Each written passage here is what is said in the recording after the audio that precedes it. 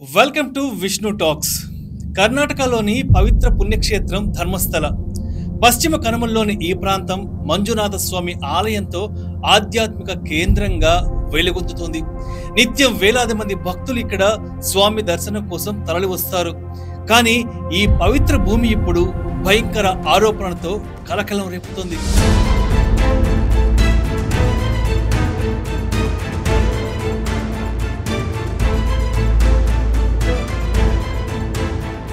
రెండు దశాబ్దాలుగా వందలాది మంది హత్యకు గురయ్యారని, లైంగిక వేధింపులు జరిగాయని పారిశుద్ధ్య కార్మికుడు చేసిన ఫిర్యాదు యావత్ దేశాన్నే ఉలిక్కి పడేలా చేసింది. ఈ హత్యల వెనుక ఎవరున్నారు, ఇన్నాళ్ళు ఈ రహస్యం ఎలా దాగి ఉంది, కర్ణాటక ప్రభుత్వం ఏం చేస్తోంది అనేదే మనం ఈ స్టోరీలో ఇప్పుడు క్లియర్గా తెలుసుకుందాం. మంజునాథ స్వామి ఆలయంలో 1995 నుంచి 2014 వరకు పారిశుద్ధ్య కార్మికుడిగా పనిచేస్తున్న ఓ వ్యక్తి జూలై 3న దక్షిణ కన్నడ జిల్లా పోలీసులకు భయంకరమైన ఫిర్యాదు చేశాడు. తన 20 ఏళ్ల సర్వీసులో వందలాది శవాలను తాను ఖననం చేశానని, కొన్నింటిని డీజిల్ ఉపయోగించి కాల్చానని వెల్లడించాడు. ఈ శవాల్లో ఎక్కువగా మహిళలు, మైనర్ బాలికలు ఉన్నారని, వారిపై లైంగిక వేధింపులు, యాసిడ్ దాడులు జరిగాయని ఆరోపించాడు. నాకు ఇష్టం లేకపోయినా నాతో బలవంతంగా ఈ పని చేయించారు, నోరు విప్పితే చంపేస్తానని బెదిరించారు అని అతను పోలీసులకు చెప్పేశాడు. నేత్రావతి నదీ తీరంతో పాటు ఆలయంలోని సమీపంలోని అడవుల్లో ఈ శవాలను ఖననం చేశానని, కొన్ని సందర్భాలలో శవాలను నదిలో విసిరి పడేశానని ఆ వ్యక్తి వెల్లడించాడు.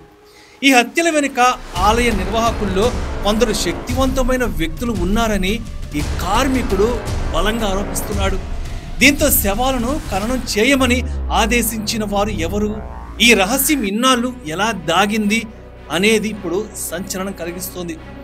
ఆలయంలోని పెద్దల ఆదేశాల మేరకే తాను ఈ దారుణాలకు పాల్పడినట్లు పారిశుద్ధ్య కార్మికుడు చెప్పాడు.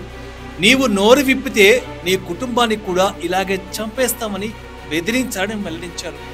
1998లో ఒకసారి పోలీసులకు ఫిర్యాదు చేయడానికి ప్రయత్నించినప్పుడు తనను దారుణంగా కొట్టారని, ఆ తర్వాత నోరు మూసుకున్నానని ఆ వ్యక్తి చెప్పుకొచ్చాడు.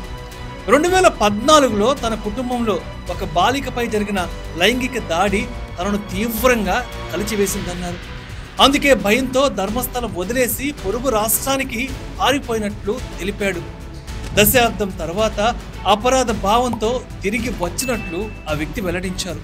ఒక శవాన్ని వెలికి తీసిన ఫోటోలను, తన ఉద్యోగానికి సంబంధించిన ఆధారాలను పోలీసులకు సమర్పించాడు. పారిశుద్ధ్య కార్మికుడి ఆరోపణలు పోలీసులకు కూడా ఉలిక్కి పడేలా చేశాయి.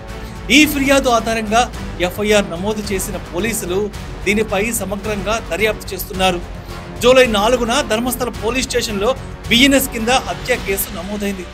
1995 నుంచి 2014 వరకు దాదాపు 20 ఏళ్ల కాలంలో 100 నుంచి 300 హత్యలు జరిగాయని ఆ కార్మికుడు ఆరోపించాడు. ఈ శవాల్లో ఎక్కువగా మహిళలు, మైనర్ బాలికలు ఉన్నారని, వారిపై లైంగిక వేధింపులు, యాసిడ్ దాడులు జరిగాయని చెప్పాడు. 2010లో 12 నుంచి 15 ఏళ్ల బాలికను ఆమె స్కూల్ బ్యాగ్తో ఖననం చేశానని చెప్పుకొని వచ్చాడు. 2008లో ఒక 20 ఏళ్ల యువతి ముఖంపై యాసిడ్ పోసి న్యూస్ పేపర్లో చుట్టి డీజిల్తో కాల్చినట్లు ఆ వ్యక్తి వెల్లడించాడు. అయితే ఇప్పుడు అపరాధ భావంతో బాధపడుతున్నానని, అందుకే తిరిగి వచ్చి ఫిర్యాదు చేశానని వెల్లడించారు. ఈ శవాలకు సరైన అంత్యక్రియలు జరిగితేనే వారి ఆత్మలు శాంతిస్తాయి, నా గుండెల్లోని భారం తగ్గుతుందని పారిశుద్ధ్య కార్మికుడు వివరించారు. స్థానిక యాక్టివిస్టులు, జర్నలిస్టులు అతనికి ధైర్యం చెప్పడంతో కార్మికుడు ధైర్యం చేసి ముందుకొచ్చాడు. వందలాది మంది హత్యలకు గురయ్యారంటే వారి కుటుంబాలు ఎందుకు అసలు నోరు విప్పలేదు? ధర్మస్థలలో ఇన్ని మిస్సింగ్ కేసులు నమోదైతే ఇన్నాళ్ళు అవి ఎందుకు బయటికి రాలేదు అనే ప్రశ్నలు ఇప్పుడు అందరినీ వెంటాడుతున్నాయి. పారిశుద్ధ్య కార్మికుడి ఫిర్యాదు తర్వాత అందరి దృష్టి గత మిస్సింగ్ కేసులపైకి వెళ్ళింది. దక్షిణ కన్నడ పోలీసుల రికార్డుల ప్రకారం 1995 నుంచి 2014 మధ్య దాదాపు 250 మిస్సింగ్ కేసులు నమోదయ్యాయి. ఇందులో ఆలయానికి వచ్చిన భక్తులు, స్థానిక గ్రామస్తులు, మైనర్ బాలికలే అధికంగా ఉన్నారండి. అయితే ఆధారాలు లేకపోవడంతో ఈ కేసులను మూసివేశారు. 2012లో 17 ఏళ్ల సౌజన్య అనే విద్యార్థిని లైంగిక దాడి, హత్య కేసు దేశవ్యాప్తంగా సంచలనం రేపింది. ఆ కేసులో ఆరోపణలు ఎదుర్కొన్న వ్యక్తి 2023లో నిర్దోషిగా విడుదలై బయటకు వచ్చేశాడు. 2003లో అనన్య భట్ అనే ఎంబీబీఎస్ విద్యార్థిని మిస్సింగ్ కేసు కూడా ఇప్పుడు తిరిగి తెరపైకి వచ్చింది. ఆమె తల్లి సుజాత భట్ ఈ ఫిర్యాదు తర్వాత మళ్ళీ కేసును తెరవాలని పోలీసులు కోరింది.